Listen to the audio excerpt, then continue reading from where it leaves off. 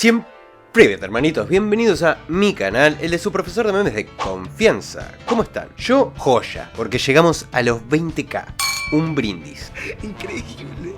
Y qué mejor que celebrarlo con algunos cambios. Como por ejemplo, ¿de qué país, reino, actual o desintegrado es esta silueta? Los primeros que me respondan correctamente en los comentarios, los saludo en mi próximo video. ¿Qué es esta mierda?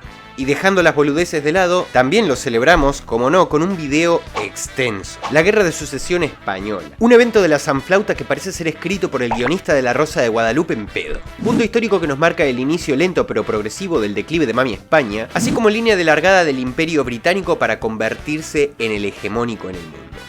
Vayan preparando sus Fs. Es un temita duro de explicar y lo voy a hacer a grandes rasgos, pero aún así se me hizo largo porque hay ciertos puntos importantes que no pienso dejar afuera. Aún así espero que si te interesa te tomes el tiempo para verlo hasta el final, ponete esa pava y cebate esos mates, porque sin más que agregar, ¿empezamos?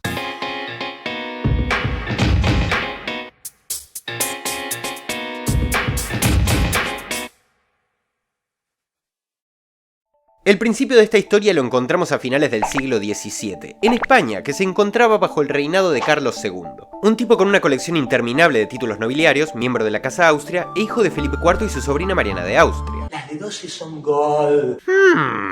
Eso explica por qué su carita tenía algo peculiar. Al tipo se lo conocía como el hechizado, esto debido a su pésimo estado físico y de salud, atribuido entonces a la brujería e influencias diabólicas. La realidad conocida a posteriori fue que esto era producido por la endogamia, o sea la afición de mantener la sangre por medio del manoseo intrafamiliar de manera continua y prolongada. ¡Cochino degenerado! A pesar de todo y contrario a lo que se suele creer, a Carlitos me lo difaman mucho, ya que si bien no fue el mejor rey de España, estuvo lejos de ser el peor. El tipo agarró una España ya sumida en fuertes crisis económicas por el mantenimiento de su vasto territorio y las continuas guerras en las que había participado a lo largo de este siglo. A fin de cuentas, una de las principales causas por que el Imperio Español seguía en pie era que el resto de potencias lo necesitaba para mantener el balance de poder en Europa. Perfectamente equilibrado, como todo debe estar. Con todo esto que heredó el pobrecito, y consciente de su incapacidad para gobernar, fue lo suficientemente inteligente como para poner a cargo de ciertos aspectos del imperio a gente más capacitada para que lo ayudase. Decisión que poco a poco sacó a España a flote, y si lo comparamos con muchos otros aparentemente sin problemas cognitivos o de salud, nos hace pensar quién es el que de verdad tenía problemas.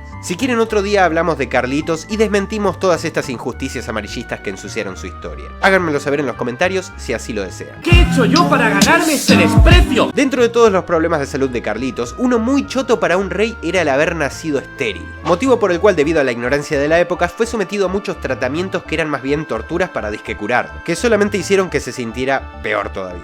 ¡Oh my god! ¡Bolitas tristes! El gran problema de esto, como se imaginarán, era que no había firme heredero al trono de España, por lo que se elige en un principio como sucesor a José Fernando de Baviera, miembro de la Casa Austria. Pero por algunos tire y afloje, las potencias no querían que el muchacho empezara la partida con algo tan roto como el Imperio Español. ¡Está fuertísimo, Nerfelo, viejo! Así que para conservar el balance de poder, en 1698 se firma el primer tratado de partición, donde se estipulaba que se aceptaba a Fernandito como rey, dejándole España, los Países Bajos españoles y las Indias americanas. Mientras que por otro lado se le dejaba a Francia muchas zonas italianas y Guipúzcoa en el País Vasco. Carlitos estuvo muy en contra de esto, ya que significaba la separación del imperio, pero le dieron un cachetazo y lo mandaron a mimir. Aquí tienes, hijo, ahora lárgate, me molestas. Pero estamos hablando de la Rosa de Guadalupe, las cosas no salen como se planean. Al año siguiente, José Fernando de Baviera muere a la edad de 6 años en circunstancias muy extrañas, las cuales describen convulsiones y vómitos sin llegar a tener una causa exacta. Razón por la cual, y como entenderemos mejor más adelante, se teorizó que había sido envenenado por la nobleza castellana. Lo siento, hijo, tenía rabia y tuve que asesinarlo. El punto es que ahora el tratado de partición serviría poco más que para limpiarse el culo con él. Las potencias tuvieron que volver a sentarse a firmar otro tratado casi igual al anterior, pero poniendo como sucesor al archiduque Carlos de la Casa Habsburgo, hijo de Leopoldo I, emperador del Sacro Imperio Romano Germánico. Básicamente el siguiente en la fila. Es mi día de suerte. Y acá viene otro tremendo giro de la trama, porque al año siguiente, 1700, con un pie en la tumba, Carlitos II firma un testamento cagándose en todo y poniendo a Europa culo para arriba, donde en vez de dejarle el trono a la rama principal de la Casa Austria, cambió de opinión de la noche a la mañana dejándosela a Felipe de Anjou, nieto de Luis XIV, el rey de Francia y miembro de la Casa Borbón francesa. ¡Tu suerte acaba de terminarse! Con una condición estúpida que jamás podría ser cumplida, que mantenga el imperio enterito. Y así Carlos muere unos meses después, dejando a todo el mundo flipadísimo. Es un pelotudo. Como se imaginarán, el resto de países se cagaron en su puta madre, ya que iba completamente en línea con la teoría del envenenamiento. Debido al estado de salud de Carlitos y que para este punto era completamente incapaz de nada, se cree que se lo manipuló para firmar este testamento. Ustedes me dicen qué opinan en los comentarios. Y algunos pensarán por ahí que si lo dejó en un testamento, que se cumpla y ya. No exactamente. Pero no es tan simple, sino que había poderes más importantes que un simple rey y ya se había acordado otra cosa, por lo que se esperaba que Felipe renunciara al derecho para que las cosas siguieran el rumbo previsto.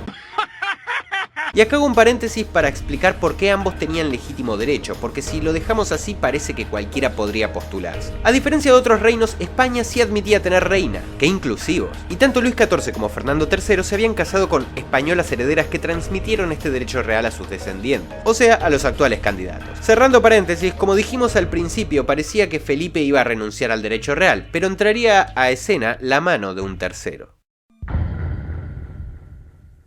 Algo que voy a mencionar hasta que se les quede grabado en la cabeza es el punto central para entender toda esta olla de mierda a presión, es la importancia del equilibrio de poder que todos intentaban mantener en Europa. Pero si alguno encontraba la oportunidad de inclinar este delicado equilibrio a su favor, lo iba a hacer. Y ese fue el caso de Luisito XIV. Tengo que sacar ganancias, amigo. Francia venía perdiendo mucha influencia frente a Inglaterra dentro de España. Ya no solo eran las Américas, sino también muchas zonas de Europa, que poseería, por ejemplo, Italia y los Países Bajos españoles. Es el potín de 1000 mundos.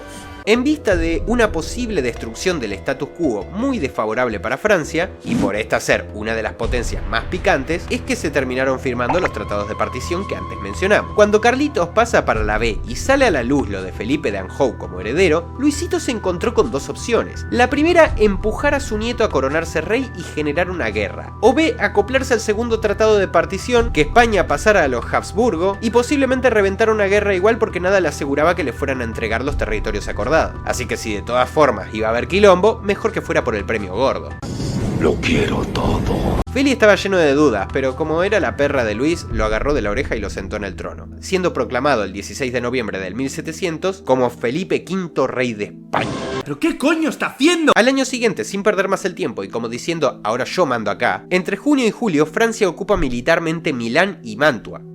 Ambas pertenecientes a Españita y zonas críticas para la seguridad de Austria, lo que puso en alerta roja a media Europa, y donde efectivamente daría inicio la guerra de sucesión, hasta ahora como un conflicto bilateral, teniendo lugar algunas batallas a lo largo de este año que no dejarían un claro vencedor, aunque la balanza se inclinaba inicialmente para Austria. Se pudrió todo. Buah. Pero antes de seguir, hay que ver qué pasaba con el resto de potencias. Y es que Luis andaba en tacones, pero era un picante de la vida, rápidamente arrancó a agrandarse y provocar a las demás potencias que ya le andaban mostrando los dientes. ¡Ay, me está buscando! Primero daría a conocer planes para unificar a España y Francia bajo un poderoso reinado, pasándose el balance de poder por el siempre sucio. Después realizó una movilización de tropas en los Países Bajos españoles. Después agarró y desconoció a las altas autoridades inglesas, diciendo que a futuro los comerciantes franceses iban a tener derechos exclusivos en el tráfico de esclavos en las Indias. Che, con eso no se jode, ¿no? Es que no se jode con eso. Y la frutilla del postre es que cuando los británicos tienen la Revolución Gloriosa, donde entre muchas cosas ganan los protestantes, Jacobo II, o Jaime II como le quieran decir, escapa exiliado a Francia. Y el tipo tiene un hijo ilegítimo con su amante. Como bastardo, no sería nunca heredero de la corona inglesa. Aparte que Inglaterra ya no lo quería ver ni en figurita al papá. Pero acá viene, cuando Jacobo II se muere, a este hijo ilegítimo, Luis lo reconoce como Jacobo III, onda el rey de Inglaterra. ¡Retráctate! Cosa sin ningún sentido más que romperle las pelotas a Inglaterra. ¿Qué? ¿Estás retándome? Y ya que hablamos de esta, pasemos a este actor. En estos tiempos no existía Reino Unido como tal. Hablamos de Inglaterra y Escocia por separado, cada uno con su propio parlamento, pero bajo el rey protestante Guillermo III. Si bien todavía no podemos hablar aún de un monopolio hegemónico inglés de los mares, sí podemos hablar de esta como una muy superior potencia naval, apenas seguida por las Provincias Unidas holandesas. De hecho, por esto y por su economía, era el único que podía plantarse de cara a Francia, su principal enemigo en estos años. Un digno oponente. Nuestra batalla será legendaria. De hecho, los ingleses fueron los artífices de lo que se conoció como la Gran Alianza, una coalición antifrancesa formada en 1689 que combatió en la Guerra de los 9 años. A esta pica que ya existía entre ellos dos se le suma que Inglaterra tenía mucha más influencia en España, sobre todo porque el comercio con estos podríamos decir que evitaba la crisis española. ¡Ya dense un beso, desquiciados! Inglaterra temía que esta expansión desproporcionada de la corona francesa sobre España y los Países Bajos españoles pusieran en jaque el equilibrio político y de poder europeo. Y frente a las múltiples acciones provocativas de Luisito, como antes mencionamos, el desconocimiento de Guillermo III como rey de Inglaterra y Escocia, lo cual encima cabe aclarar que era una ruptura del compromiso asumido por las potencias en el Tratado de Ryswick, en el que se decía que todas debían aceptar los resultados de la Revolución Gloriosa inglesa, estos no dudarían un solo segundo en ponerse del lado de sus viejos aliados los Habsburgo, renovando el viejo pacto de la Gran Alianza en 1701 en La Haya, firmado en este primer momento por la Casa Habsburgo, Austria, Inglaterra y Escocia y la República Holandesa, a quien tampoco le gustaba un chorizo los movimientos franceses tan cerca suyo. ¡Que se arman los putazos!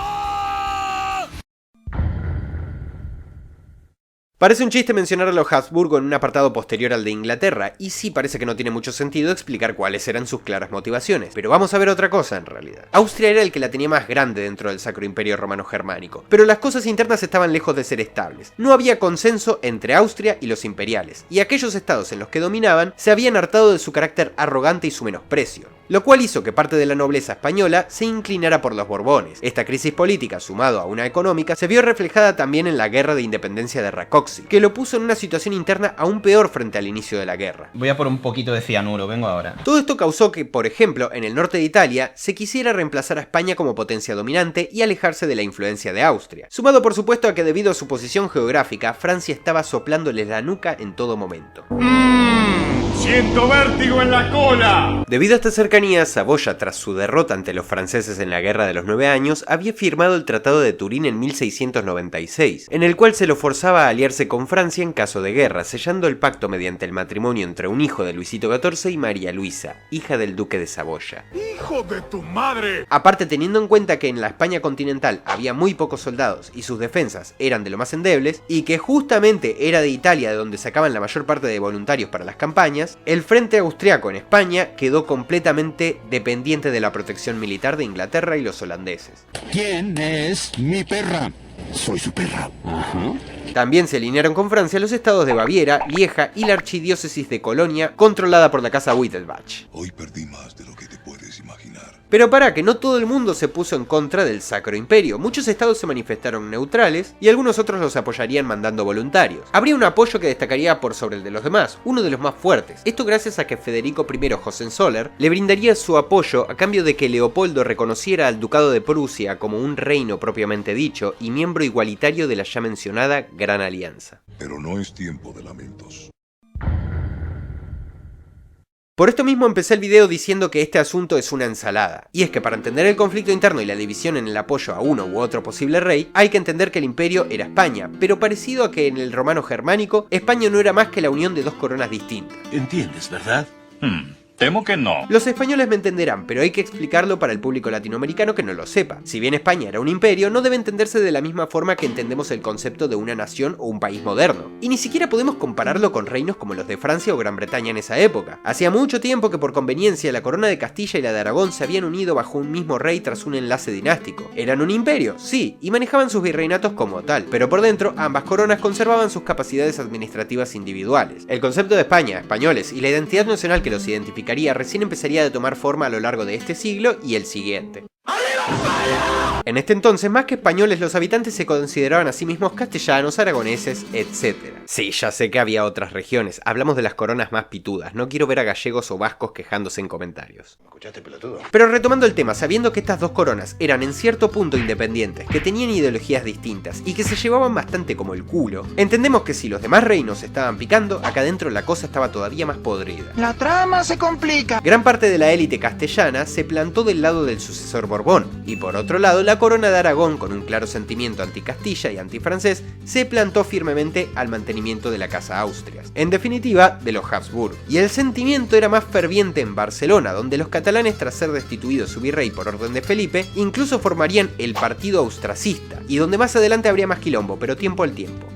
Se va a poner interesante. Vale aclarar que incluso dentro de las mismas coronas, sobre todo la de Castilla, no era una decisión unánime la del apoyo a determinado bando. Incluso internamente también había detractores, cosa que detonaría, en el plano interior, una cuasi guerra civil. Y mientras todos se peleaban contra todos por España, España se peleaba consigo misma. Iniciar modo de autodestrucción.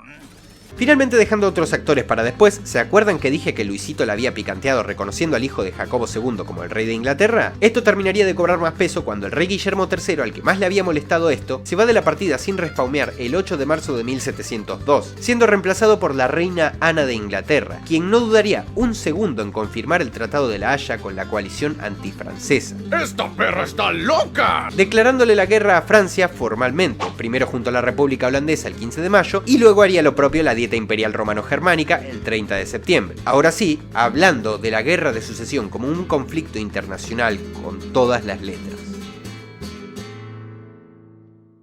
A lo largo de 1702 se nos abriría un amplio frente desde Italia, pasando por el Rin hasta los Países Bajos. Resumiéndoles, este año los franceses lograrían copar el norte de Italia, pacificar el reino de las dos Sicilias y ocupar la ciudad de Trèveris en Lorena.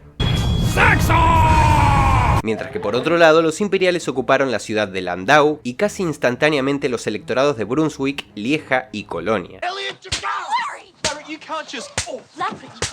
Se hacían los malos y duraron 5 minutos. En un principio las batallas dadas reflejaban resultados sumamente indecisos, tales como la batalla de Fretlingen, donde si bien no se puede decir que ganaron los austrias, tampoco los franceses, que quedaron apostados detrás del río Rin sin poder encontrarse con las fuerzas de Baviera. Otro acontecimiento que resaltar este año es la sangrienta batalla de Lusara, el 15 de agosto, donde los imperiales tendrían que abandonar el asedio de Mantua, pero al menos logrando impedir el encuentro de las fuerzas franco-españolas. Sin embargo, antes de que termine el año, el bando Habsburgo conseguiría algunas victorias más, sobre todo con la llegada en junio del comandante inglés John Churchill de Marlborough a los Países Bajos, llamémoslo Marlborough a partir de acá, quien reuniría un poderoso ejército con el que marcharía hacia Diest, haciendo retroceder a los franceses. Soy realmente impresionante. Pero por sus métodos poco ortodoxos, los holandeses no le permitieron continuar estas operaciones.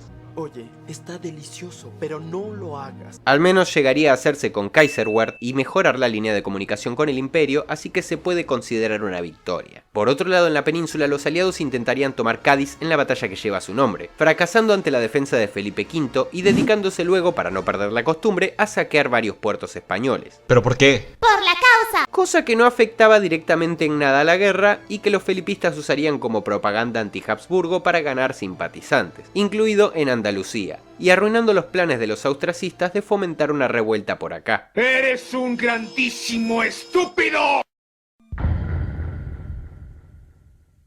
Entrando en 1703, hay que darle un vistazo general de nuevo al tablero. Lieja y Colonia, entre otros, como dijimos, estaban ocupados por el imperio, sacándolos del juego.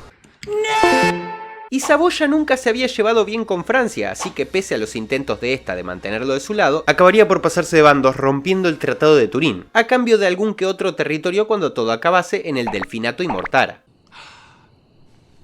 Eso dolió mucho. Otro que no habíamos mencionado era Portugal, que de forma muy ambigua y de mala gana se había aliado con Francia, pero no llegó a hacer nada de su lado. Cuando se dio la oportunidad, firmaría el Tratado de Lisboa, con el cual se reconcilia con su pana de siempre, Inglaterra, a cambio de algunas concesiones en el Imperio Español en América cuando todo terminase, convirtiéndose así en una importante base de operaciones aliada. Esta nueva perspectiva le dio la creencia a los Habsburgo de que ya tenían la guerra ganada, y el 12 de septiembre nombran a Carlitos como Carlos III, rey de España, siendo reconocido por los aliados y haciendo que formalmente España tenga 2 reyes. Sin embargo, para su mala fortuna, la ilusión duraría poco, porque en el frente Danubio los franceses consiguieron acercarse peligrosamente a Viena, habiéndose unido a los bávaros de este frente. Podría ser el fin del hombre araña. Pero no contaban con que Marlborough venía rompiéndola en el norte, por lo que el comandante de la facción bávara, en vez de atacar, prefirió mantener la posición y asegurar Tirol para cuidar las comunicaciones con Milán. ¿Tienes miedo?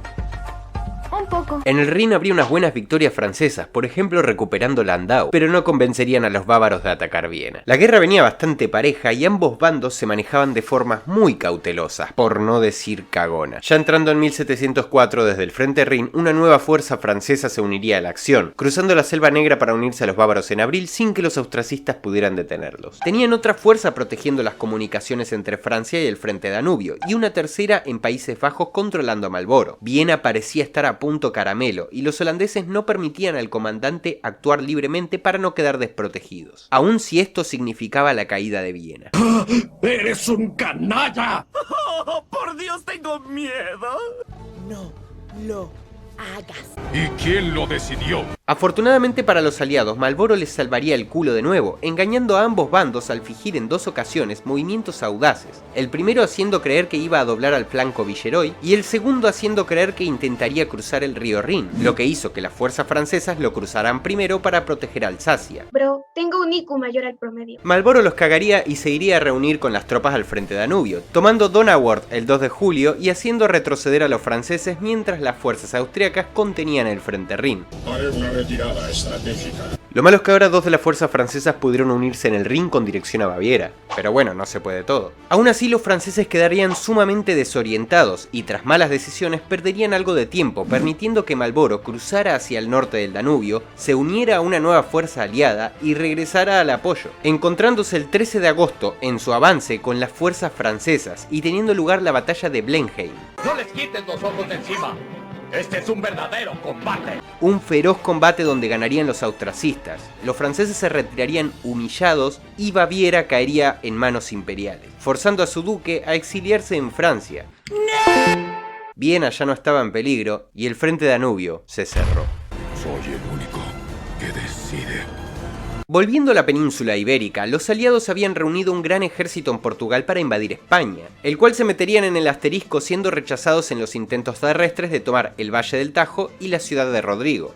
Bueno, lo intentamos. Por el lado marítimo, los ingleses intentarían un desembarco en Barcelona el 27 de mayo, esperando una insurrección catalana que les diera la oportunidad, cosa que jamás pasó. Como dije, el apoyo a uno u otro bando nunca era unánime, por lo que los implicados se cagaron y no hicieron un choto. Haz algo.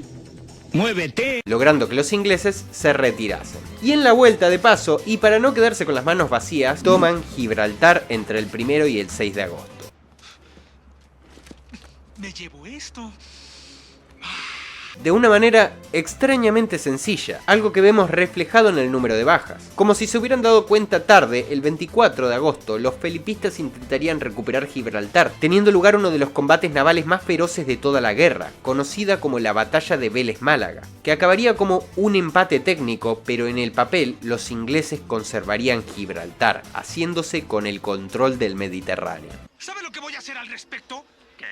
¡Nada! Dato curioso es que en esta batalla del bando Borbón estaría peleando un pibe de 15 años al cual lo golpearía una bala de cañón provocándole la pérdida de la pierna izquierda. Blas de Lezo. ¡Ay, mamá, no siento las piernas! La guerra parecía estar ya medio cocinada, pero al guionista de este anime se le ocurriría darnos un nuevo giro argumental, y es que pese a que Marlboro ya venía planeando una ofensiva fulminante en el frente Rin, el 5 de mayo de 1705, a Leopoldo I se le ocurre morirse. Atentos aquí que ya entramos en el centro, en el estómago de la historia. Las fuerzas imperiales se repliegan para proteger el ascenso al trono del nuevo rey José I de Habsburgo y proteger el frente de Italia, mientras que Marlboro vuelve a concentrarse en los Países Bajos, dándole un respiro a los franceses. Estuvo cerca. En España, sin embargo, no hubo respiro, las papas seguían quemándose, porque Feli había ordenado la caza de los austracistas en Cataluña, cosa que les daría el coraje para ahora sí arrancar insurrecciones más enérgicas. ¡Ya era hora! Por lo que el 20 de junio se firma el Pacto de Génova entre Inglaterra y un influyente grupo de propietarios y nobles catalanes carlistas, que serían conocidos como los Vigatans, quienes extenderían la rebelión a todo el Principado, abriéndoles paso a que la flota aliada pudiese desembarcar en Barcelona el 22 de agosto, donde sitiarían la ciudad y perseguirían a los felipistas hasta que lograrían tomarla el 9 de octubre. Ustedes tranquilos, chicos. Todo estará bien. Para finales de este año España se convertiría en un sanguchito. Por un lado llegarían hasta Valencia, mientras que por el otro empezaban desde Portugal a adentrarse en el territorio.